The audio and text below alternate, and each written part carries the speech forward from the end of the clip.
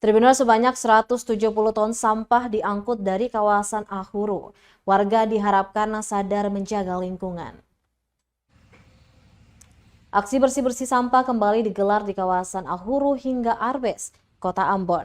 Hasilnya sebanyak 170 ton sampah berhasil diangkut dari kawasan tersebut. PLT Kabid Persampahan DLHP Kota Ambon, Nisar mengatakan sampah tersebut berhasil diangkut setelah pihaknya mengerahkan 15 dump truck. Dikatakan sudah lebih dari 10 kali pemerintah Kota Ambon melalui Dinas Lingkungan Hidup dan Persampahan atau DLHP melakukan pengangkutan sampah di wilayah itu.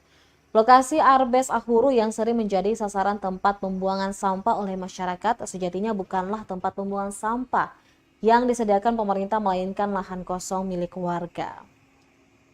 Lanjutnya, imbauan pun sering diberikan kepada masyarakat agar tidak membuang sampah di wilayah itu. Bahkan berulang kali tapi tidak dihiraukan. Alhasil sampah yang dibuang masyarakat di kawasan tersebut dalam sebulan atau 2 pekan bila tidak diangkut mulai menggunung hingga meluber ke badan jalan. Terkait dengan masalah pembuangan sampah pada lokasi dimaksud, Nisa mengaku masyarakat mestinya sadar dan tertib bahwa itu bukan tempat sampah umum.